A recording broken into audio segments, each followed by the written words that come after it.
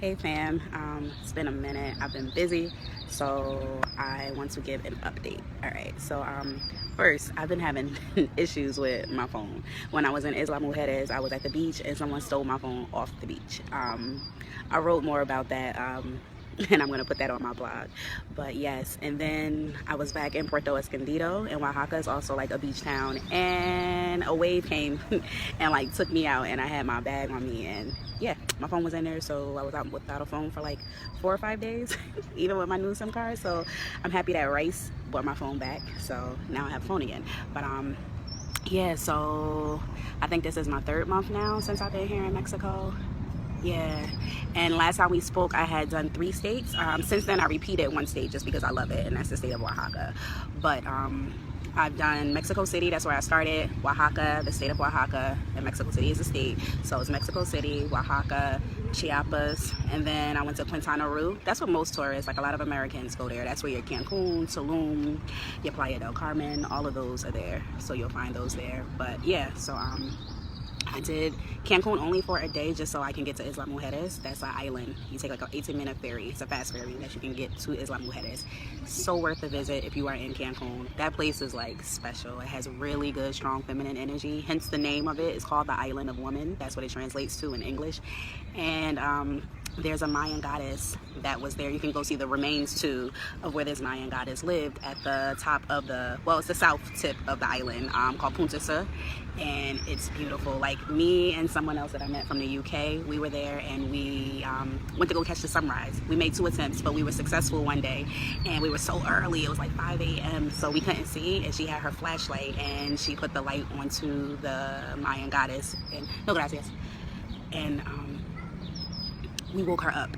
You know, like the ocean became like stronger. We were scared too. The clouds got a little darker, but we were the first ones there, so we felt her energy was pretty strong. It was like waking up your mom or your grandparent, like when you sneak into a room and you trying your best to be quiet, and then like that creak in the floor happens.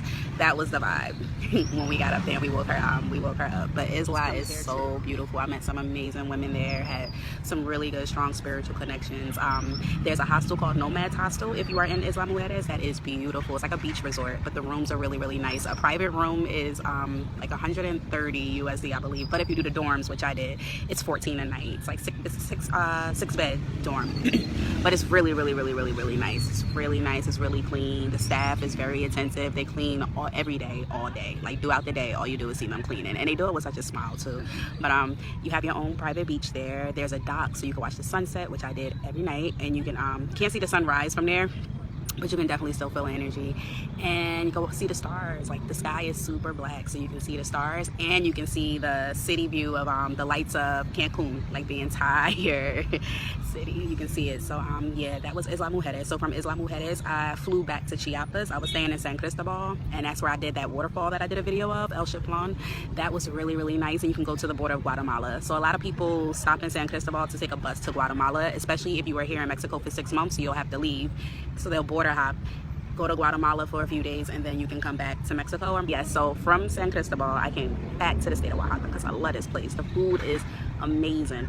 It's a great place to shop for stones and clothing. Chiapas has probably the cheapest that I've seen in terms of like if you want natural stones, especially amber, because that's like the home of amber.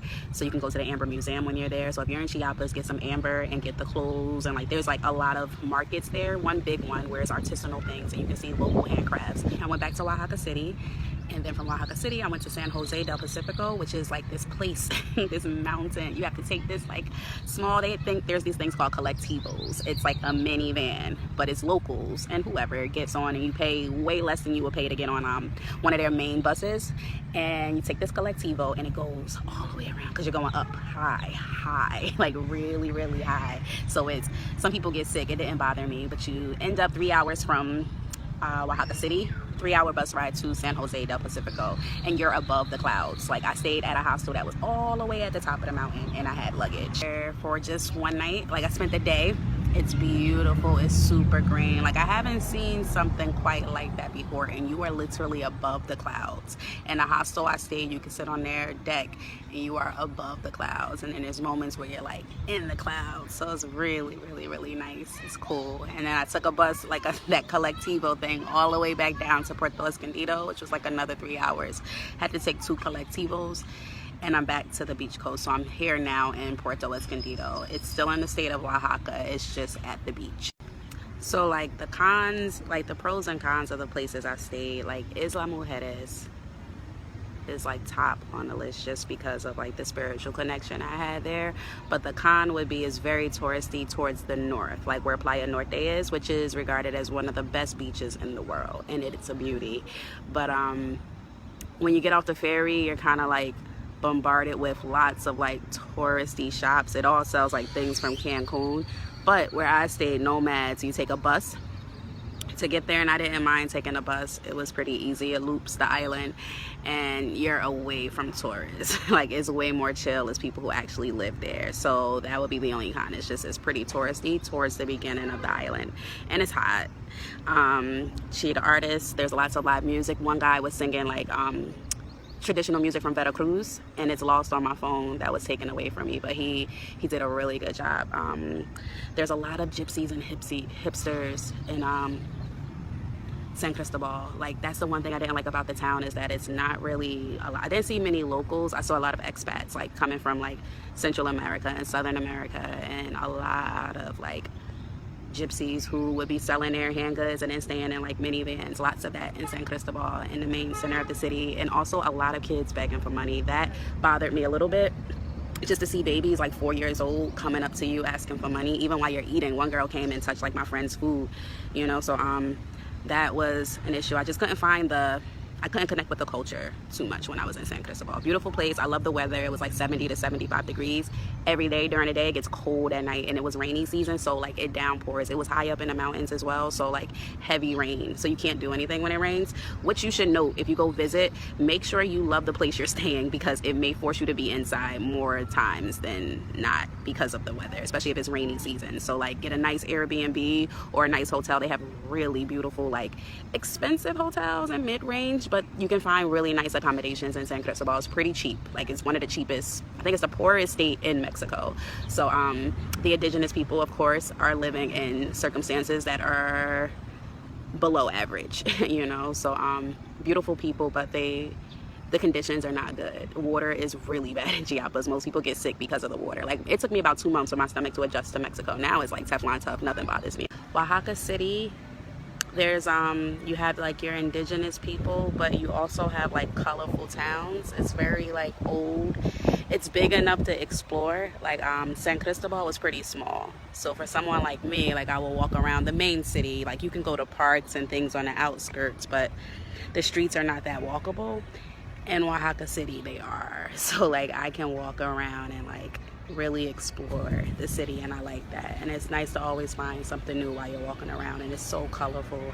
There are beautiful walls, beautiful doors. I love doors. Like, I love old doors. So all of that is in Oaxaca City. And food, like string cheese, that polio string cheese that we have in the States, they get that from Oaxaca. Like, that string cheese is fresh and you can find it everywhere. So I like that. Like almost like New Orleans, where when you're walking down the street there's live music at different places, so you can just walk down the street and find somewhere to chill out that night because it's live music. I've shared some of the performances that I've seen. I met an artist also in lots of artists actually in San Cristobal, but one in particular, he's from the Yucatan, and he's like a multidisciplinarian artist is how he describes himself. But he allowed me to interview him. Like, I asked if I could interview him, and the phone that got stolen off the beach, my SD card was inside and it has an interview, but he is willing to like let me do it again via Zoom. So I just have to like coordinate with our schedules. But yeah, I had a lot of good stuff on my phone that got stolen, and luckily this one came back on. But it was nice to be without a phone. I was without my phone for 2 weeks when I was in Isla Mujeres. So the universe was like, you know what, just detach and connect and tune in, and that's what I did while I was there. So I don't know if I would have had that same experience if I would have had my phone. But yeah, that's that. If there's anything you want to know, you know, that I don't say, or your curiosity, I feel like it's been so long. I'm sure there's a lot that I'm missing and I'm not putting in, but if you ask me, I will answer for you. All right, later.